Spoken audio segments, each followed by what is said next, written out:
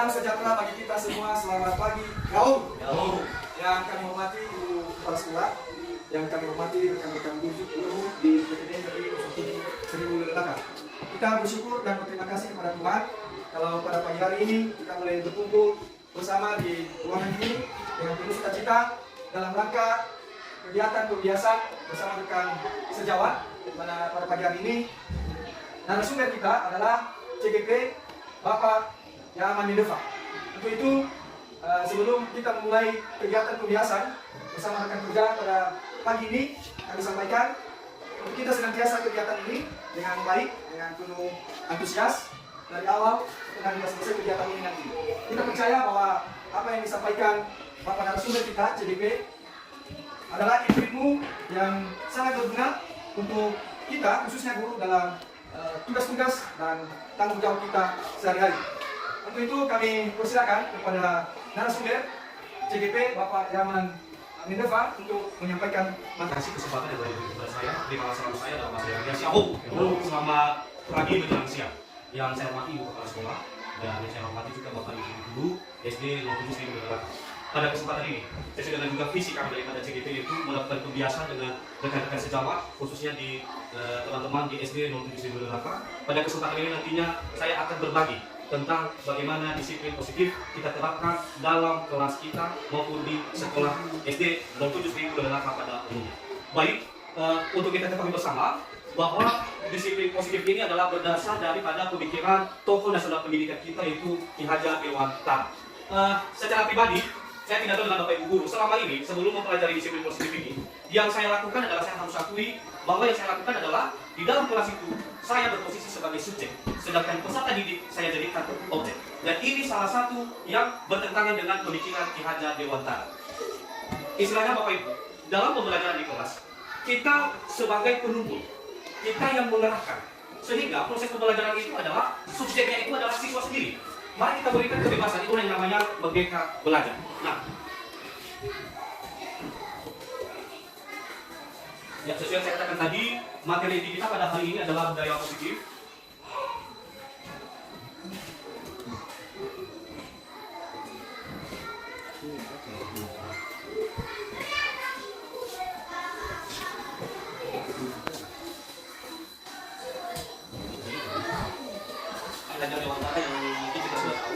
Beliau sebenarnya mengatakan bahwa pendidikan itu adalah menanamkan ilmu budaya.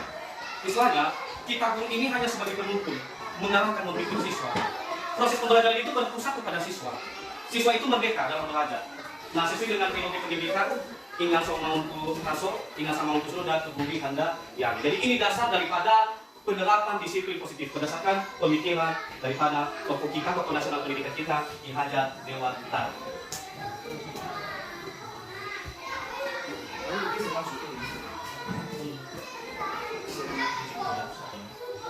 Bapak Ibu Guru bertanya-tanya apa itu disiplin positif? Disiplin positif adalah pendekatan mendidik anak untuk melakukan kontrol diri dan pembentukan kepercayaan diri. Nah, seringkali kita memang melakukan dalam kelas bahwa disiplin itu adalah berasal daripada guru. Setiap peraturan itu adalah guru yang memberikannya. Itu adalah persepsi yang kurang tepat selama ini. Disiplin positif itu istilahnya bukan dari kesadaran siswa untuk melakukan disiplin, tetapi karena ditekan oleh sebuah peraturan, di mana peraturan itu guru yang melakukannya. Nah, di dalam disiplin positif ini, kita memberikan kepada siswa untuk betul-betul melakukan kedisiplinan itu oleh karena keyakinan mereka sendiri, bukan karena mengikuti peraturan yang telah kita buat. Inilah maksudnya daripada disiplin positif. Selain itu, disiplin positif ini dia bertujuan bagaimana siswa kita menemukan jati dirinya dalam mengikuti peraturan. Terkadang kita, ketika ada yang salah, kita langsung memberikan hukuman. Contohnya, ada siswa yang terlambat. Langsung kita panggil, kenapa terlambat? Dan hukumanmu adalah silakan berdiri di luar kelas. Karena itu peraturan kita. Nah, berarti kita belum memberikan keyakinan terhadap siswa itu. Nah, inilah tujuannya daripada disiplin positif, Bapak Ibu, agar siswa itu mengikuti disiplin itu betul-betul dari keyakinan mereka sendiri, bukan karena takut peraturan. Nah, ada beberapa hal perilaku manusia ini berkaitan nantinya. Kita mengikuti peraturan itu karena ada beberapa motivasi. Motivasi pertama, untuk menghindari ketidaknyamanan atau hukuman. Contohnya saja, saya tidak tahu dengan Bapak Ibu ya. Secara pribadi, kalau saya jadwal tiket, maka ya, kenapa saya cepat datang pagi? Kadang, itu motivasi utama saya, dia tidak kena nanti evaluasi sama ibu kepala sekolah pada saat rapat ya. Intinya, bukan motivasi karena kesadaran diri. Harus saya akui. Nah, inilah salah satu motivasi yang tidak sesuai dengan pemikiran KHD. Seperti siswa itu mengerjakan tugas bukan karena siswa itu sadar bahwa tugas itu penting untuknya, tetapi karena dia takut atau tidak nyaman besoknya dia dapat ini di sekolah dulu, dia dihukum. Berarti dia mengerjakan tugas malam hari ini untuk menghindari ketidaknyamanannya. Motivasi lain dari hukuman itu sebenarnya, kenapa kita harus takut hukuman? Motivasi lain untuk mendapatkan imbalan atau penghargaan atau pujian. Ini juga jangan dari siswa, kita guru-guru juga terkadang melakukan disiplin supaya kita dipuji. Oh, bapak itu hebat. Bukan motivasi karena ingin melakukan dengan penuh kesadaran diri. Dan motivasi yang ketiga adalah untuk menjadi orang yang mereka inginkan dan menghargai diri sendiri dengan nilai-nilai yang mereka percaya. Saya mau bertanya sama bapak ibu guru, di antara ketiga motivasi ini, mana menurut bapak ibu guru, mana motivasi yang positif di sini yang nantinya sangat mendukung kita untuk melakukan disiplin positif, baik guru maupun siswa? Ada 3 motivasi di sini. Mana menurut bapak ibu guru motivasi positif yang nantinya dengan kita melakukan motivasi itu, maka kita sudah melakukan awal langkah daripada disiplin positif. Mungkin ibu Mega menurut ibu Mega bagaimana itu? Menurut saya, yang saya ambil dari 3 motivasi itu, saya ambil yang ketiga. Ketiga ya? Menjadi orang yang mereka inginkan dan menghargai diri sendiri dengan nilai-nilai yang mereka percaya. Oke, satu lagi mungkin mewakili bapak-bapak peringatan, mungkin menurut bapak peringatan, mana motivasi positif? Yang nantinya juga nanti motivasi ini kita tanamkan sama anak didik kita. Menurut saya Pak, sama dengan pendapat dengan Mega, motivasi pendapat manusia yang ketiga. Iya ya, memang setuju dan inilah yang diharapkan Ki Hajar Dewantara. Siswa itu mengikuti disiplin itu karena motivasi dari dalam diri mereka, bukan karena rasa takut, bukan karena ingin dipuji, tetapi karena mereka ingin mereka menghargai diri mereka sendiri. Nah, jadi inilah motivasi yang diharapkan oleh tokoh nasional kita, Ki Hajar Dewantara. Dan inilah yang kita tanamkan dalam diri anak-anak. Jadi mungkin bapak ibu guru setelah ini nanti secara pelan-pelan, secara 100% agak kurang mungkin di kelas seperti saya sudah mulai sih. Seperti tadi ada siswa yang terlambat, maka tidak langsung saya tanya dulu, kenapa, apa alasannya? Nanti ada berikutnya nanti bagaimana kalau siswa ada masalah? Ada caranya lebih baik. Dan memang kita dulu memang tidak hanya melakukan sekali 2 kali. Ya, saya lanjutkan. Nah, kebutuhan dasar manusia menurut Maslow. Jadi ini nanti kita kaitkan kepada siswa kita. Ada 5 kebutuhan dasar manusia. Pertama, kebutuhan fisiologis ini fisik. Kebutuhan fisiologis, kebutuhan akan rasa aman dia Pak. Nah, kalau siswa dia aman di dalam kelas. Bagaimana dia merasa aman di dalam kelas? Memiliki kebutuhan akan rasa memiliki dan kasih sayang, kebutuhan akan penghargaan dan kebutuhan akan aktualisasi diri. Berkaitan dengan kebutuhan ini Bapak Ibu, kita dalam kelas seringkali melalaikan kelima kebutuhan ini. Saya sendiri, saya tidak tahu dengan Bapak Ibu, hanya Bapak Ibu tahu. Terkadang yang sering saya lalaikan di sini rasa aman dan rasa memiliki dan kasih sayang. Terkadang kita terhadap siswa, kasih sayang terhadap siswa, terkadang siswa di rumah mungkin mereka melakukan suatu kenakalan ya, karena ada penyebabnya mungkin perhatian di rumah sama anak ini masih kurang, sehingga kebawa ke sekolah. Nah, kita sebagai pendidik, kita harus tahu apa kebutuhan yang dasar daripada masing-masing siswa. Beda-beda ya Bapak Ibu ya. Siswa kita seperti saya di kelas ada 17 orang peserta didik. Masing-masing mereka memiliki kebutuhan yang kurang. Seperti di sekolah saya ada sering kita bicarakan Esther ya. Dia itu kebutuhan daripada kasih sayang orang tua. Dan memang Esther itu kalau saya lihat mungkin di kepala sekolah, dia itu banyak kali hal-hal yang menurut kita selama ini nakal kali lah anak ini. Tetapi setelah saya selidiki dan saya tanya sama Bapak Ibu guru, oh ternyata anak ini begini karena di rumah dia kekurangan kasih sayang. Nah, setelah kita mengidentifikasi hal itu, apa yang kita lakukan sebagai seorang pendidik supaya anak ini mendapatkan kasih sayang, sehingga kenakalan-kenakalannya itu dia sadar nanti, sehingga dia sadar dengan dirinya, dia menemukan dirinya, jati dirinya sesuai dengan disiplin positif. Nah, berkaitan dengan hal itu, kita sebagai guru di dalam kelas, kita ada 5 posisi kontrol yang kita lakukan terhadap anak. Maksudnya posisi kontrol ini Bapak Ibu, anak itu kita tidak bisa membohong ya. Dalam setiap hari kita selalu mendapatkan anak melakukan yang namanya kasus ya, macam-macam. Ada yang memukul temannya, ada yang berdiri di atas meja, macam-macam. Nah, ada 5 posisi kontrol yang kita lakukan. Ada pertama penghukum. Posisi kontrol penghukum ini Bapak Ibu, contohnya si Esther tadi sudah terlambat. Lalu karena sudah terlambat, si Esther ini jelas tidak disiplin dan kita mengatakan kamu tidak disiplin, maka hukumanmu adalah silakan kamu berdiri di luar selama 15 menit. Nah, data valuasi manajer siswa berarti kita sudah berada di posisi kontrol penghukum. Contoh lain, ada tugas kita kasih. Besoknya kita tanya siapa yang belum menyerahkan tugas. Lalu ada anak-anak membentuk tangan, lalu anak-anak yang belum mengerjakan tugas kita kasih hukuman, silakan berdiri di depan. Kalau itu yang kita lakukan, maka posisi kontrol yang kita ambil adalah sebagai penghukum. Posisi kontrol yang kedua adalah pembuat merasa bersalah.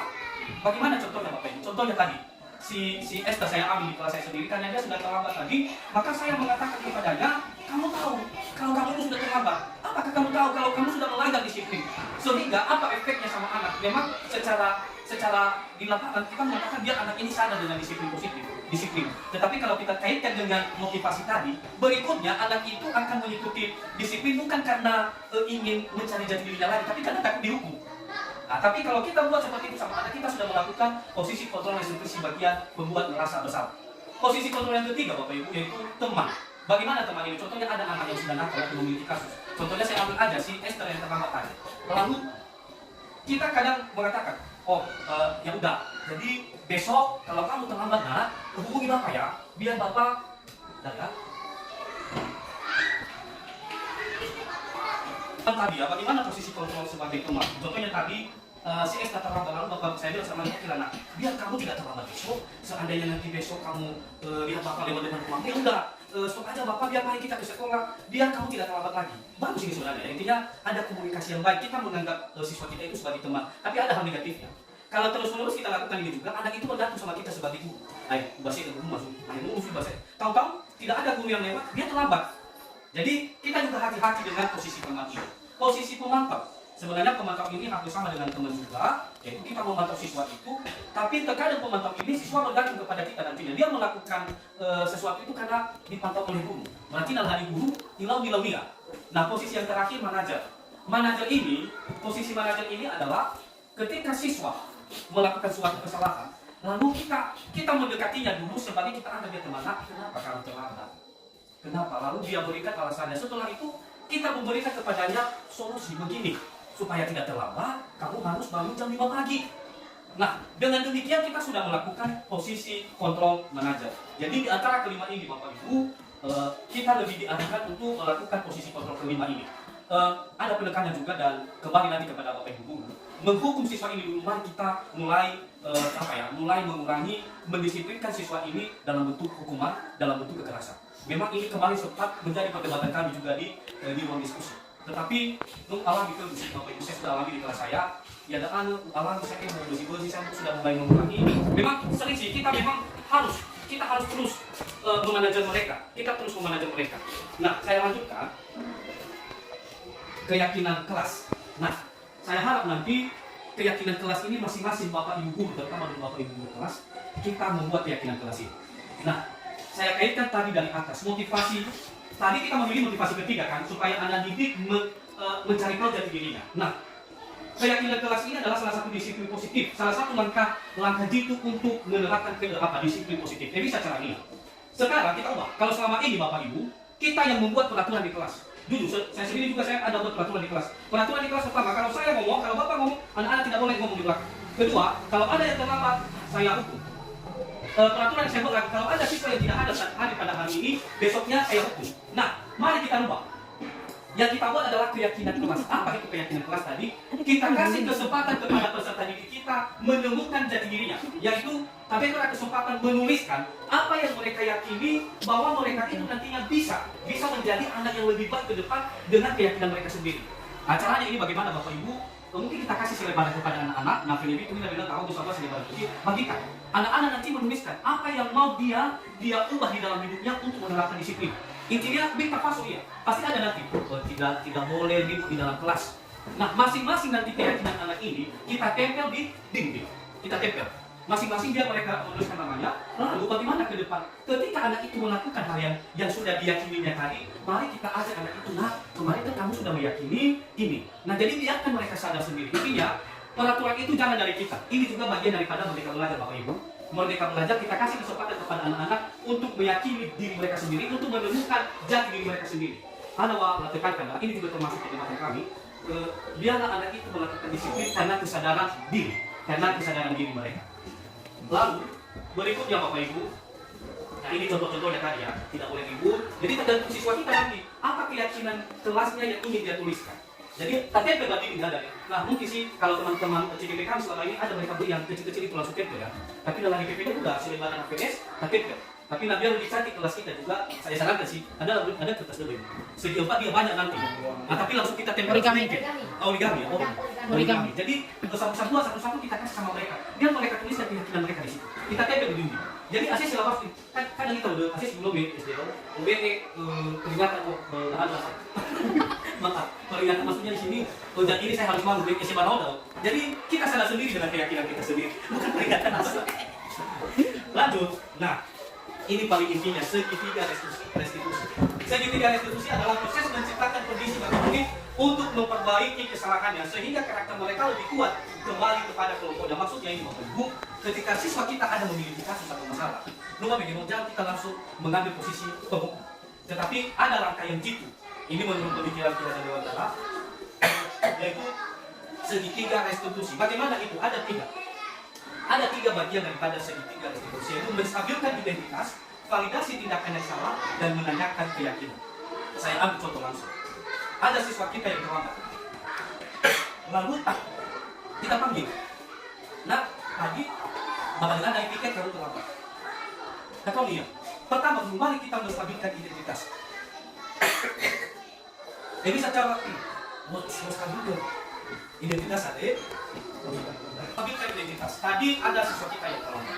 Caranya jangan langsung kita katakan, oh kamu sudah melanggar peraturan. Padahal udah berapa kali Bapak bilang kemarin kamu tidak boleh terlambat. Itu salah. Jelas itu salah. Berdasarkan peraturan juga yang sudah terbit di DPR. Tapi ada kalau ada, nah kita tanyakan dulu. Nah tahu, tapi kena stimulus. Nah, Bapak mau kamu jujur. Jangan bohong, jangan takut. Bapak tidak marah sama kamu. Apa dulu? Kenapa kamu terlambat? Memang sih, dulu sana kalau nggak lagi kita bapak-bapak ya, kita jadinya lebih lembut ini sama anak-anak. Yang sebelumnya kita agak keras-keras, bapak-bapak ini kan lebih suka keras ya, yang keras-keras ya. Sedangkan ibu lebih suka yang lembut-lembut. Jadi, jadi di segitiga restitusi ini, terkadang kita harus lembut untuk memasuki jiwa anak-anak. Kita dulu menstabilkan identitasnya, jangan sampai dia takut. Jangan sampai anak ini takut. Nah, jangan takut. Jujur dulu, tidak apa-apa. Bapak pun tidak pernah terlambat kemarin. Bisa kita stimulus dia dengan begitu. Berarti dia menstabilkan, kita menstabilkan identitasnya. Lalu atau dia jujur sudah. Karena pasti ada alasannya nanti. Nah, pasti dia bilang, seperti itu tadi, Pak Bang, jam tadi, dan saya lupa sama cuci piring, Pak. Ternyata, meskipun sudah terlambat banget anak ini, berarti mereka dipaksa cuci piring lagi. Berarti lokasi sudah salah satu. Saya pun kira anak. Jadi mungkin langsung menekan lagi nomor handphone orang tua kan, bisa kita lakukan komunikasi. Oh, gimana kalau ada anak yang sudah terlambat udahlah, mungkin nanti pulang sekolah mereka disuruh cuci piring. Nah, setelah kita menstabilkan identitas mereka, ketika kita sudah tahu kenapa mereka melakukan itu, kita validasi tindakan yang salah. Tetap saya validasi tindakan yang salah. Nah, terlambat itu menurut kamu itu baik atau tidak? Pasti dijawab tidak. Nah, siapa yang rugi kalau kamu? Siapa yang rugi kalau kamu terlambat? Berarti dia menemukan yang berfungsi. Saya yang rugi Pak, saya terlambat. Berarti kita juga cara untuk mengenai kesalahannya ini langsung tertekan. Ini berkaitan dengan mental anak.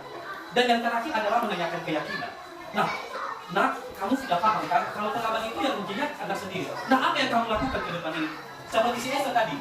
Baik Pak, mulai besok saya akan berusaha bangun jam 5 pagi. Langsung dia jawab, kamu yakin dengan apa yang kamu katakan? Iya Pak, saya yakin. Besok saya tidak terlambat karena saya akan bangun jam 5. Setelah bangun jam 5 Pak, saya akan bercuci piring. Berarti Anda sudah sadar secara tidak tanpa kekerasan. Anak-anak itu sadar dengan dirinya. Memang susah Bapak Ibu saya katakan, susah sekali. Tapi kita guru ini, betul ada pernah saya dengar, kita berbeda dengan dokter.